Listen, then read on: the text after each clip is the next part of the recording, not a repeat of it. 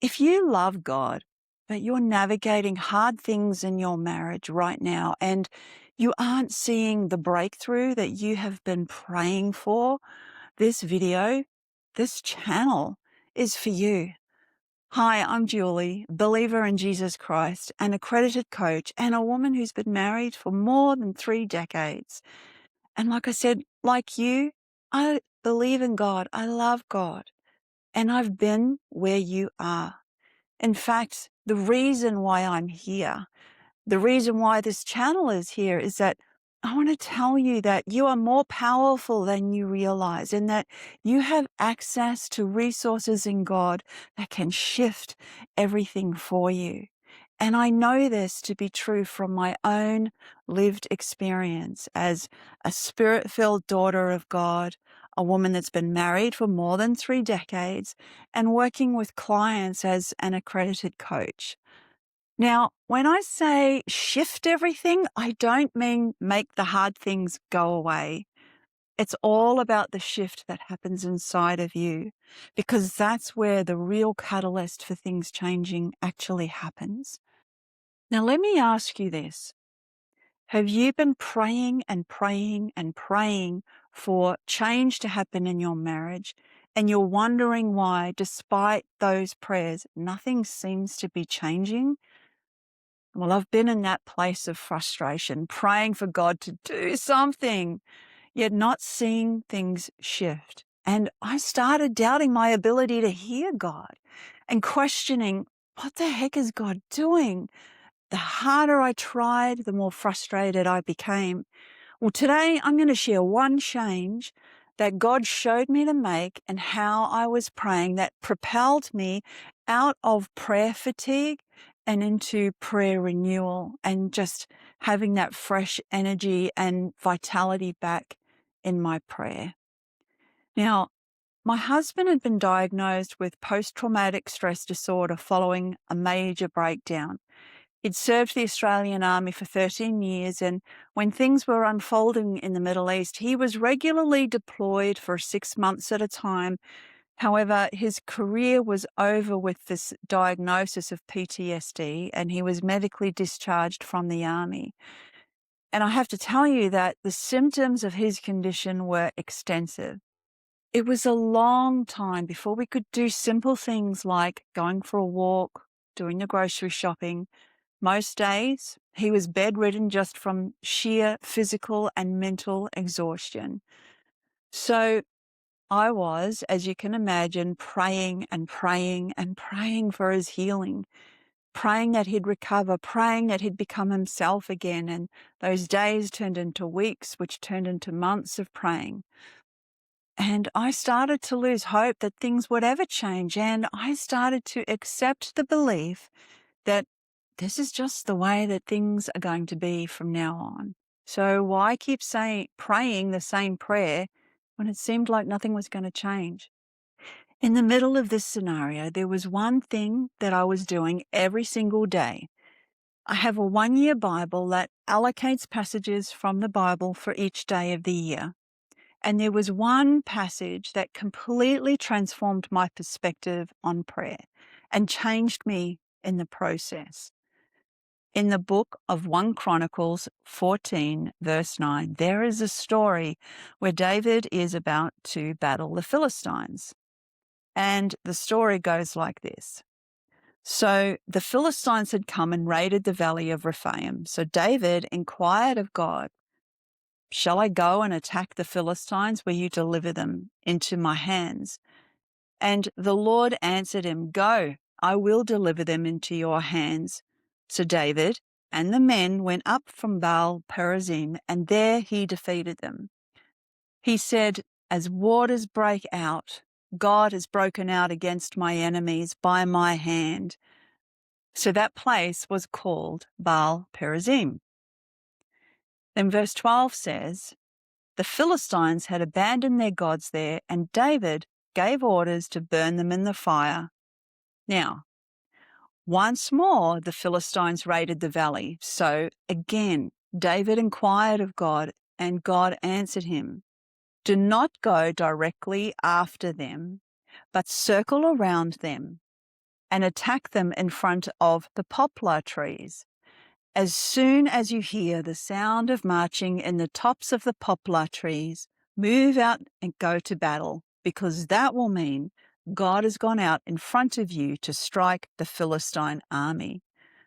So David did as God commanded him, and they struck down the Philistine army all the way from Gibeon to Gezer. So David's fame spread throughout the land, and the Lord made all the nations fear him. Now, there were several lessons that I got from this. Making a stand for something in prayer is by no means passive. David still had to fight. The problem wasn't simply removed for him. So that created a question in me. What do I need to do in this, God? What does my fight look like? What is it that the enemy is wanting to raid or is even in the process of raiding? The second lesson is this. Don't assume that the same strategy you used in prayer before when going into battle for your family will get the same results or the same victory. Ask God for the intelligence on the battle. I've found that there have been times when prayer for me became more of a habit in that I would pray the same way. And it wasn't until I spent more and more time learning about God's character through his word that I realized how incredibly detailed and strategic God is. I mean, that verse said, God said, don't go directly after them, but circle around them and attack them in front of the poplar trees. As soon as you hear the sound of marching on the tops of those trees, move out to battle and so on. That was a completely different strategy. And if there's one thing I've learned about walking with God is this. Get used to different strategies that might not seem to make any sense. And again, inspired by David's example of seeking God for the battle plan, I asked God, what do I need to do differently here? And the response that I got from the Lord was different to what I was expecting. It had nothing to do with healing my husband, and it had everything to do with what I was not wearing spiritually. God's strategy for me in my circumstance required a wardrobe change. Now, Ephesians chapter 6, verse 11 says this, put on God's complete set of armor provided for us so that you will be protected as you fight against the evil strategies of the accuser. And listen to this version of the verse in the Passion Translation. This is getting really real. Verse 12 says this, your hand-to-hand combat is not with human beings, but with the highest principalities and authorities operating in rebellion under the heavenly realms. For they are a powerful class of demon gods and evil spirits that hold this dark world in bondage. Hand-to-hand combat is what you and I are involved in as we stand for our family. And then verse 13 says this, because of this, you must wear all the armor that God provides so you are protected as you confront the slanderer. For you are destined for all things and will rise victorious. Let me speak that over you. You are destined for all things and you will rise victorious. So let that soak in. That's an amazing word right there. You are destined for all things and will rise victorious. Then verse 14 says this, put on truth as a belt to strengthen you to stand in triumph. Put on holiness as the protective armor that covers your heart. Stand on your feet, alert. Then you will always be ready to share the blessings of peace. And verse 16, in every battle, take faith as your wraparound shield, for it is able to extinguish the blazing arrows coming at you from the evil one.